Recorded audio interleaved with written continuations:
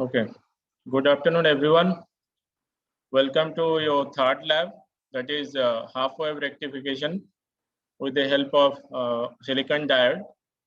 So our today's objective will be to construct a half-wave rectifier with the help of a diode, and also find out the efficiency and also several parameters related to that rectifiers. So basically, I think all of you are familiar with that rectifier. What is rectification method is? Basically, rectification is nothing but the conversion of AC signal to a DC signal. So with the help of diode, we can use it. We can perform it, because in the last lab you have seen that we can use a diode as a switch. So it is a unidirectional device. So that's why it will allow, if we apply this AC signal, then it will allow only the positive half, not the negative half. So that is why we are going to construct this circuit, and the circuit components will be like this, or connections will be like this. Diode N type, N side will be connected to the resistor, and then again through the resistor it will be connected to the source, and we have to connect parallelly, parallel connect that output with the parallel to this resistor that will be across the load. So this will be more general circuit for that today we are going to perform for this one. And then we have to calculate other few components for this circuit, few parameters for this circuit. What will be the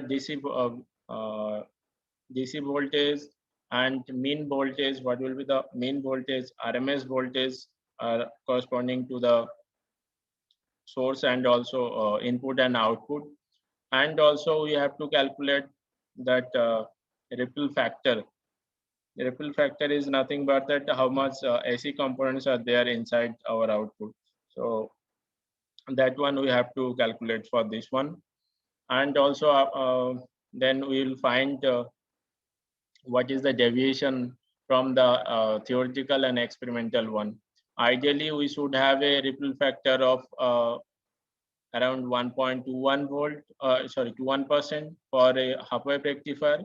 And now we will see what will be the ripple factor for our circuit. So these are the things we are going to perform today. So basically, first we'll perform the complete experiment in our lab, and then we'll perform it in the V lab as well. So now let's go to the circuit component one. So our circuit will be like this. We have to draw, so we have to generate a circuit along according to this. So let me show you how to construct this circuit.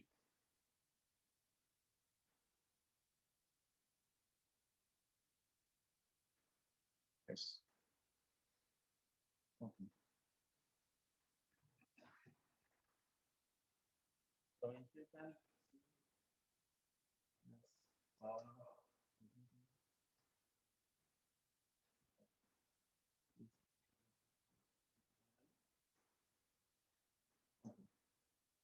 now we can see what we have in component. We have what we made actually: breadboard, PN junction diode, a resistor, and this is brown, black, red. So I think you can calculate the resistance value 10 into 10 power 2, which is similar, which is equals to 1 kilo ohm.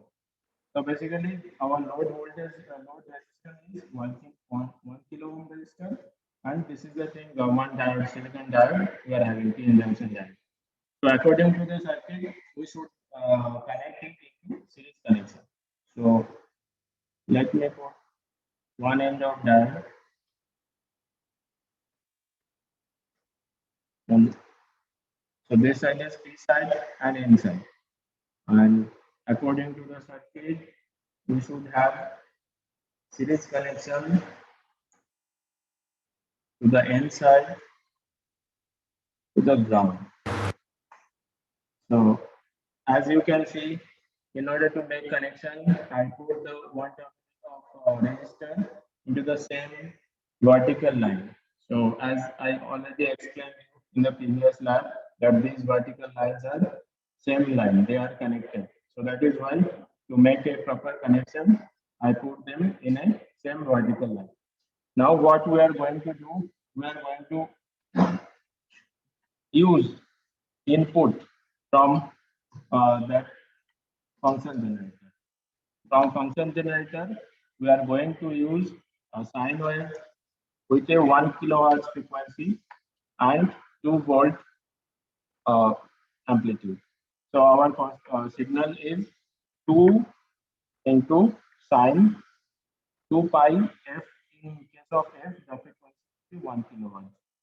So from there, we are having this two input source terminal, and the positive one we are going to connect it directly to the P side of the diode, and negative one we are going to connect it to another end of the resistor. So by this way, we are giving the input to our circuit. So which is obviously AC input, sine wave with amplitude of 2 volt and frequency of 1 kilohertz. Now, so I think this is the circuit. In this way, we can complete the circuit. Now the measuring part. In order to measure this, we need that oscilloscope, digital storage oscilloscope (DSO), to measure, to check what is the input waveform as well as what is the output waveform. So that is why you can see we need two probes, two coaxial cable or two probes for this. One is for input one, let's say channel one. Channel one is for input one, and channel two is for output upward one. Channel one and channel two, you can see two probes are coming, and we are going to connect it. I will show you how to check it. So this is for channel one. For channel one, we should connect it. All the ground terminals should be connected to the ground. And as it is channel one, so we should have the input waveform to this channel one. And from the channel two terminal, these are the two channel two terminal. That one should be across the load, or we can say across the resistor. So that is why I am going to connect it parallelly to the resistor. So I think now these are the connections you can see. Okay, now come to that oscilloscope one. So as you can see, here two waveforms you can observe. The first one, let's say for yes. So this is for channel one. Channel one only you can see that pure sine wave with a frequency of 1 kilohertz and amplitude of 2 volt. Now we can measure it. We can measure the values of frequency and also mean value and the peak value for this input signal with the help of this measure button. Let's say we are going to measure for channel 1. So channel 1, as you can see, channel 1 voltage is showing 1.9 Channel 1 voltage is showing 1.9. We are giving here from the CRO 2.0 volt, and that is due to some loss we are having 1.9 volt in the CRO. Sorry, DSO. You can see from here. Now let's measure another value. What is the RMS value? You can note it down for the experimental purpose. What is the RMS value we are having? RMS value you can calculate it from the formula, as well as you can note it down from here. I am noting down VRMS equals to 645 millivolt. Okay. And now observe another parameter. This is the RMS value, then mean value, the minimum value. This is the minimum one, maximum, and okay. Let me solve the frequency one. Yes. Frequency value you can observe it is 1 kilohertz. So as you can also verify from the source. In the source end, the frequency is 1 kilohertz and 2 volt. And from here, DSO you also can observe that frequency is 1 kilohertz. And another, let's say, and this is the amplitude 1.94. So this is for the input signal. Now for the output signal, if you want to observe that output signal. So according to the ideal case and without any resistance value, that this hub should be all the positive hub of the input should be copied as it is. But due to the losses across the drop across the resistor and also due to the non-ideal diode, we are having this type of nature where we have coaxial waveform. The yellow one is the input one for channel 1 and blue one is the for output one from channel 2. So in case of channel 2 also you can measure what are the values you are having. So from there, if you want to measure the value, okay. So from for channel 2, yes, the peak value is you can observe is about half 480 millivolt. So we have the peak value of 480 millivolt. And let's check the frequency.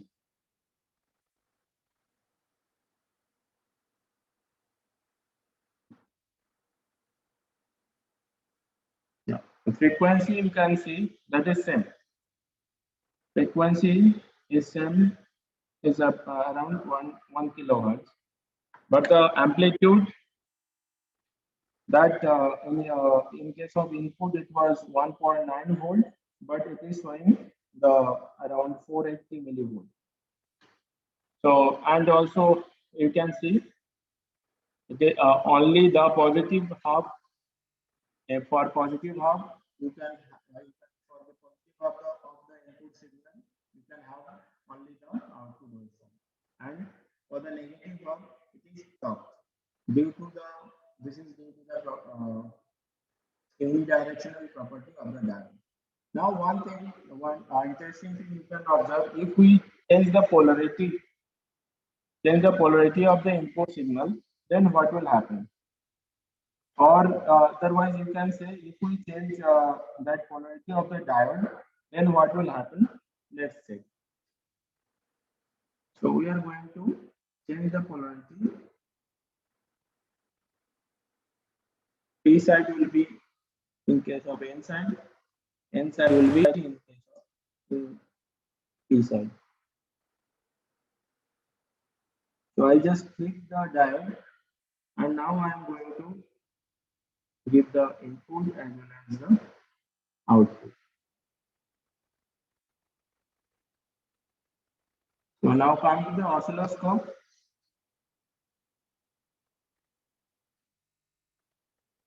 Yes, you can check that there as I flip the polarity of the diode, so the output terminal, sorry, that output waveform, that is also flipped. Output waveform is also flipped, and the input is as it is the similar one, but we have not changed the polarity of the input terminal as it is a AC signal. So the polarity you can say is both the direction it is same. But in case that as you can observe that polarity of the output that we are having only for negative cycle. One more thing that if you want to observe that from the now in this case you can it seems that there is no loss. Initially it was much more loss, but it seems that there is no loss. But if you observe the scale for channel 1 and channel 2, so for channel 1 the 1 unit is 1 ohm, and for channel 2 it is 500 millivolt. So that is why it seems that the output is matching to the input. But if you measure it, then you can have the clear picture. If you measure it, let's say for channel 2 frequency is 1 kilowatts, and for channel 1 the voltage is 1.92.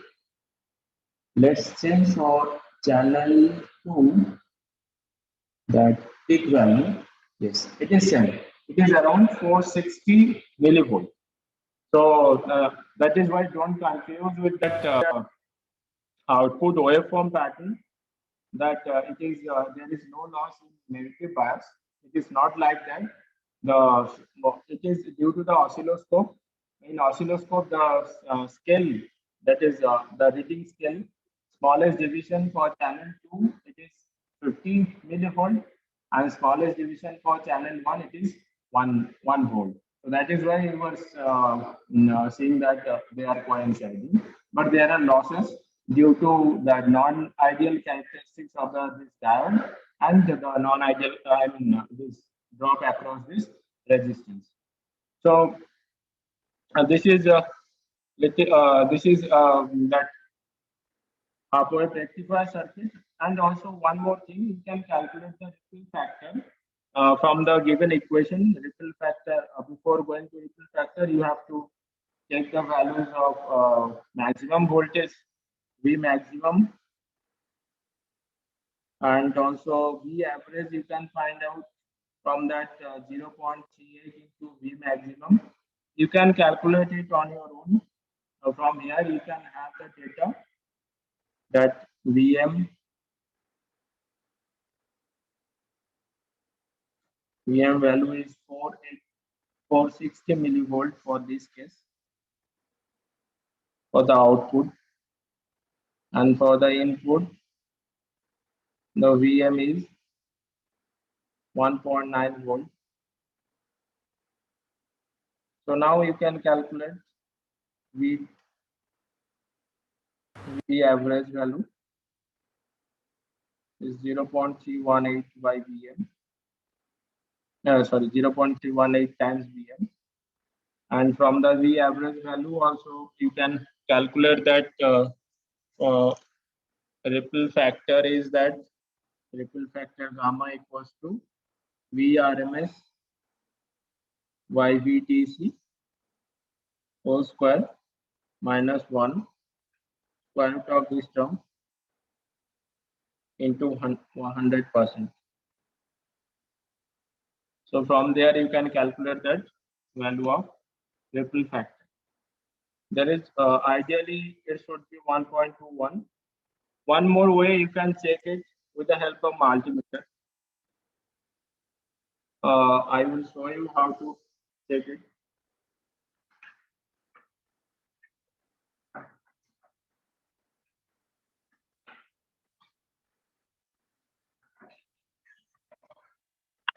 Let's measure the two voltages VDC and VAC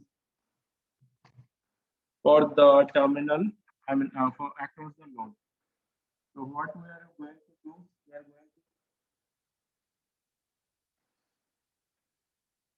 going to measure the DC voltage as well as the AC voltage across the load resistor. So I am making the wire connection to measure.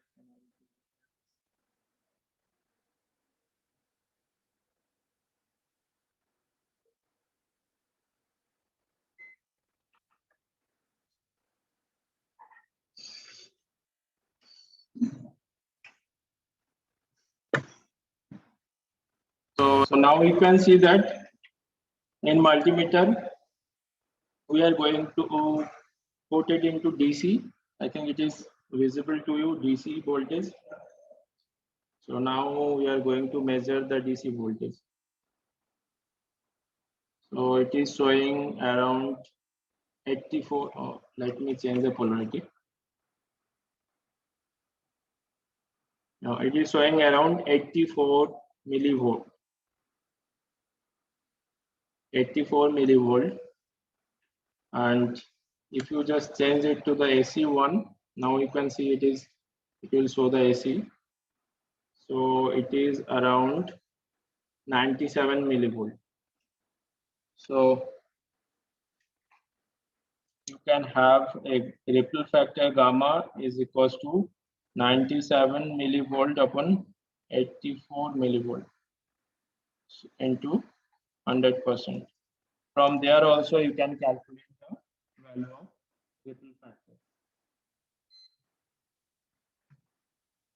Okay, so this is about the experimental part we can perform. We have performed in lab. Now I will show you how to do it in the VLab. Okay. So I think all of you are become familiar with this website and this virtual lab. So you can see it that for half-wave rectification, there are theories and as well as reference materials are also there. NPTEL lectures are also there. From there you can explore. And one more thing is, one more add-on is here, oscilloscope tutorial. You can see how to measure the voltage as well as the frequency from the oscilloscope, from this oscilloscope tutorial. And if you have any problem, then you can ask us if you are facing any problem in order to read from it. So it is very helpful how to measure readings as well amplitude as well as frequency from the oscilloscope tutorial. I will also show you. So now go to the simulation part. So in case of simulation, we'll have both this half-wave rectifier and rectifier verification and as well as the circuit draw one. So first do the verification one, then we'll go to the circuit draw. Okay. So now you can see that already the circuit is drawn. What we have to do, we have to set a resistance value. So let's say we have consider 1000 ohm resistance, and also we have to turn on. Once we turn on, then we can set the frequency as well as the amplitude. So let's keep the amplitude similar to our experiment one. Frequency is 1 kilohertz and amplitude is 2 volt. Now also you can see that how this is going to vary in case of ripple factor as well as the waveform from this virtual lab one and from our lab. So now if I want to observe our input signal, we have to double click in this sine wave one. Then you can see this is the sine wave we are having or we are giving as a input. So now how to measure it about the frequency and amplitude from this scale that is already provided you through this oscilloscope measurement one. So how you can do it? For that, what you have to do, you have to check the reading, minimum scale, smallest scale deviation for channel 1. Let's say, so this is for channel 1. Channel 1, the voltage per division is 1 volt. What does it mean?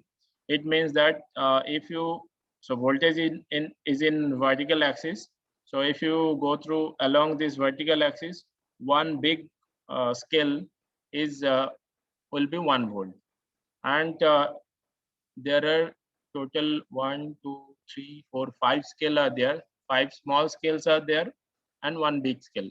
So 5 small scales are due to the 0.2 increments. So now for our case, if you can observe, as we have considered the amplitude as 2 volt exactly. So that is why you can observe from 0, 1 volt, 2 volt. So it is exactly coinciding with the 2 volt one. So this is for the input waveform amplitude. Now you can measure the frequency. In case of frequency, you can see that time division is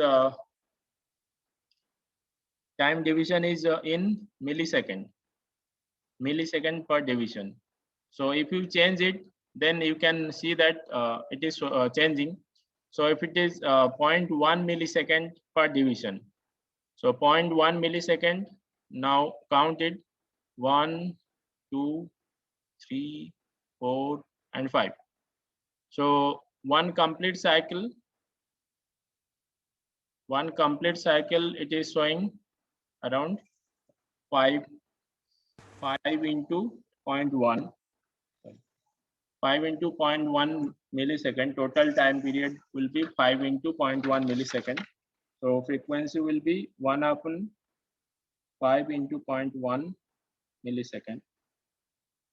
So the volt frequency will be, for millisecond, it will be 1000 and 0.5. So, sorry, it should come up.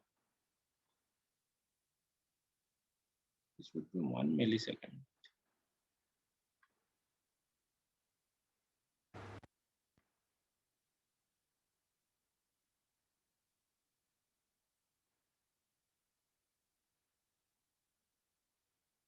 If it is 1 millisecond, then the frequency will be 1 by 1 millisecond, or you can say 1000 hertz or 1 kilohertz.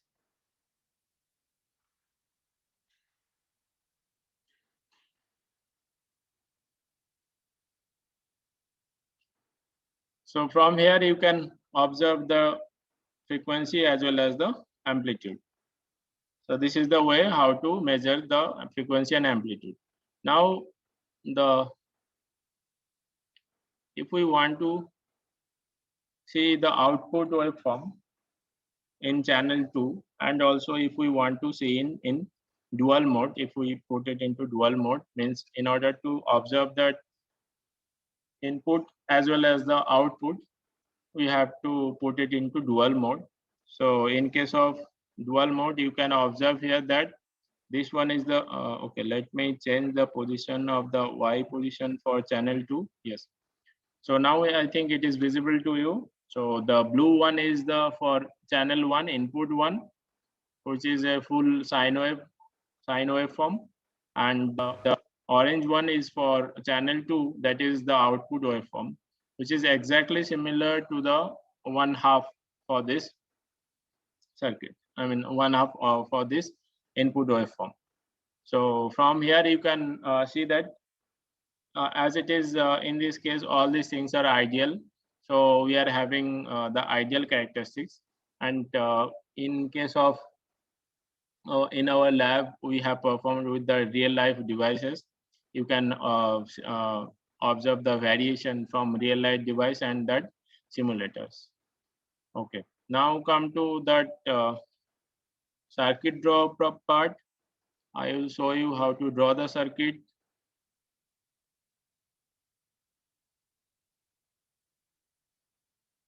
Yes, so this is the circuit draw part in case of VLab. So how to do it?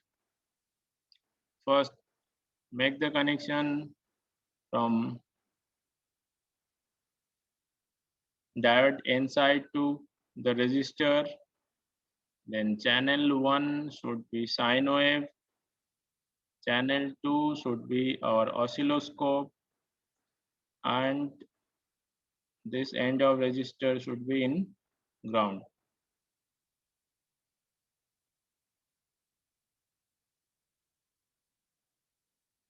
And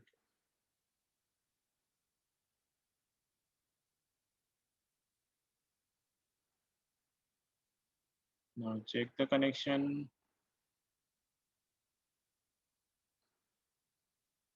Let's check whether our connection is correct.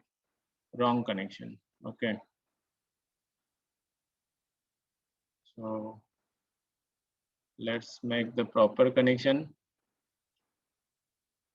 Delete all connections.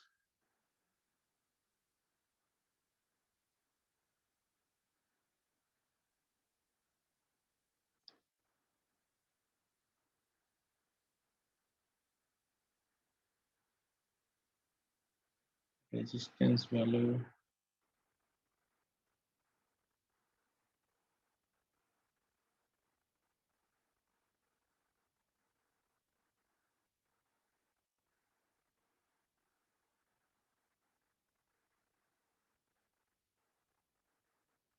This should be output. Channel 2 should be okay. Then channel 1 sine wave.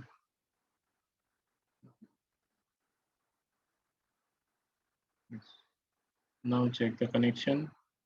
Yes, so the connection is right connection. Then we have to check the set the load resistance. Okay. So now let's say resistance is 1000 ohms and turn it on. Then if we want to observe the sine wave, let's check the frequency and voltage. So this is the frequency and voltage you can vary, and voltage division also you can, voltage division you can also vary with the help of this scale. And for oscilloscope output, if you want to observe both of them, then you can change it. So, and also you can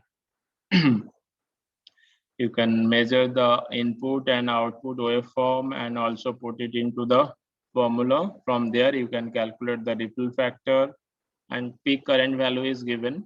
So from here, you can calculate the ripple factor value as well as the RMS value, DC value, and you can verify it whether it is similar to the experimental one that we have performed in our lab, or it is somehow different with the experimental one. So you can vary it, or you can have different frequency with different waveforms.